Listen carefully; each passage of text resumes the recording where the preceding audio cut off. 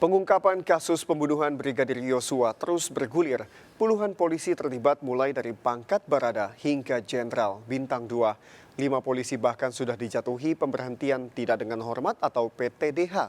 Namun mata publik tertuju pada Putri Chandrawati yang hingga saat ini belum menjalani penahanan meski sudah menjadi tersangka. Putri bersikukuh jika dirinya merupakan korban pelecehan yang dilakukan Brigadir Yosua.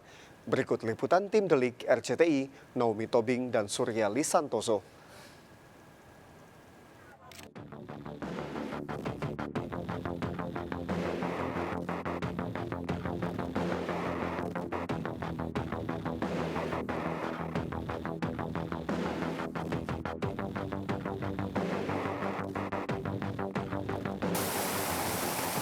Pemirsa, polisi telah menetapkan Ferdi Sambo dan juga istrinya Putri Chandrawati sebagai tersangka utama dalam kasus pembunuhan Brigadir Yosua.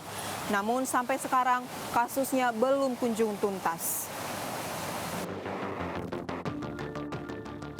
2 bulan sudah sejak tragedi pembunuhan Brigadir Nofriansyah Yosua Huta Barat atau Brigadir J hingga kini kasusnya masih menjadi sorotan publik. Kepolisian pun sempat menuai apresiasi masyarakat dalam kasus ini karena menetapkan Ferdi Sambo dan istrinya Putri Chandrawati sebagai tersangka. Bahkan Polri juga memecat puluhan anggotanya yang terbukti menghalangi pengusutan kasus ini. Meski demikian, Ferdi Sambo menyatakan banding atas putusan sidang etik yang memecat dirinya secara tidak hormat. Ya, untuk informasi yang didapat dari Pak Ketua Tim Sus Pak Irwasum bahwa untuk komisi banding saat ini sudah disahkan oleh Bapak Kapolri dan direncanakan oleh Tim Sus ya untuk pelaksanaan sidang banding itu nanti akan dilaksanakan minggu depan.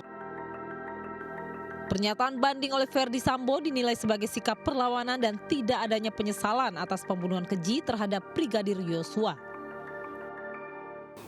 Kami menilai sampai hari ini dengan bandingnya Pak Sambo ketika di PTDH kan, itu menunjukkan sama sekali tidak adanya penyesalan dalam diri beliau telah menghilangkan nyawa seseorang.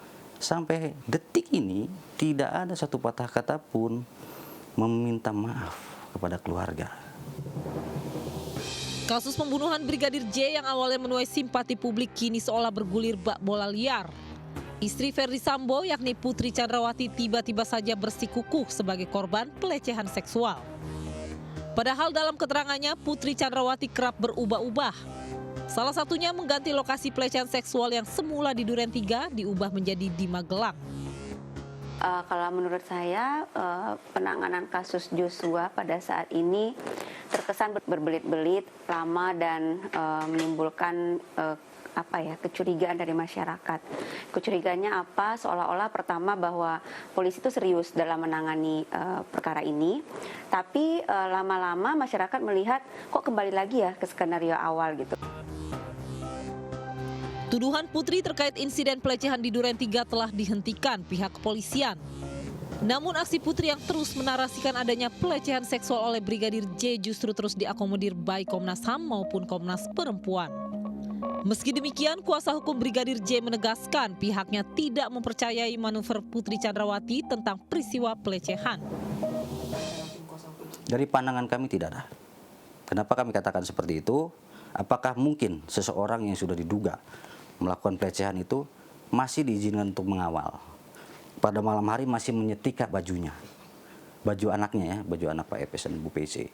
Kemudian si Ibu PC ini masih berkomunikasi dengan adik almarhum. Chat, bagaimanalah saya bisa membayar kakakmu inilah, kan? Kurang lebih seperti itu. Nah, hal-hal itulah yang menjadi tolak ukur kami. Selain isu pelecehan seksual, kasus Brigadir J juga menjadi perbincangan hangat karena Putri Chandrawati yang telah ditetapkan tersangka tidak ditahan hingga kini. Alasannya karena Putri memiliki anak yang masih berusia 1,5 tahun. Perlakuan istimewa ini banyak menuai protes. Terlebih hal ini menjadi bahan perbandingan saat mantan terpidana kasus korupsi Wisma Atlet yang juga mantan politikus Partai Demokrat Angelina Sondak atau Enji tetap menjalani masa penahanannya. Di mana saat itu Enji pun masih memiliki bayi. Saya, saudara mau caci, saudara mau maki, saudara mau buang, saya ikhlas. Tapi anak saya itu punya hak yang dilindungi oleh undang-undang untuk bertemu dengan saya. Disitulah saya mulai main untuk jadi tamping lah gitu. Yang penting saya bisa keluar aja biar kalau misalkan Keanu parkir di depan, saya bisa nyelinep gitu kan. Paling nggak saya lihat Keanu tuh 5 menit gitu kan. Walaupun saya nggak bisa berbuat apa-apa, Kak Seto tuh menemui saya tuh 3 kali. Dan mengatakan bahwa Mbak, saya berusaha untuk membuat rekomendasi, tapi membuatkan surat tertulis. Dan kalaupun itu akhirnya gagal, saya tetap harus ditahan dengan alasan akan menghilangkan barang bukti, bahwa saya akan bepergian ke luar negeri, menghilangkan diri lah begitu. Dan saya akhirnya ya harus menerima nasib bahwa saya harus ditahan. Kini Enji mengaku telah melupakan masa lalunya dan dirinya pun tidak bersedia jika harus dibanding-bandingkan dengan kasus Putri Chandrawati. Kalau dibanding-bandingkan agak nggak enak karena setiap kali saya ngomongin begini tuh pasti saya inget gitu kan. Dulu kan juga sebelum saya dibandingkan dengan PC, katakanlah saya dibandingkan dengan salah satu ya kasus korupsi juga, terpidana kasus korupsi yang punya mungkin anak bayi juga dan akhirnya hukumannya rendah begitu kan. Itu kan sempat rame juga gitu. Pada waktu itu saya masih di lapas sih, saya dengar ya Allah gitu. Nama saya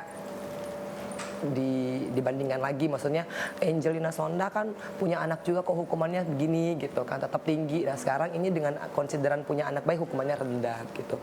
Kadang-kadang manusiawi ketika saya tuh merasa kok begini ya. Sikap Polri yang tidak menahan Putri Chandrawati dinilai sebagai bentuk diskriminasi hukum. Sebab tidak sedikit tahanan perempuan yang harus membawa bayinya ke dalam lapas. Kapolri tidak konsisten dengan pernyataannya di Januari 2021 bahwa hukum tidak boleh hanya tajam ke bawah tapi tumpul ke atas. Nah hari ini kita dipertontonkan. Dia tumpul kepada Nyonya PC ya. Nyonya PC yang adalah istri pejabat utama Polri, tumpul. Sementara dia hanya tajam kepada banyak perempuan lain masyarakat yang tidak punya apa-apa, tidak punya jabatan, akses politik, kekuatan ekonomi. Drama Putri Chandrawati yang mengaku sebagai korban pelecehan dinilai perlu dibuktikan terlebih dahulu. Jangan sampai wacana ini hanya akan menimbulkan stigma bagi mendiang Brigadir Yosua.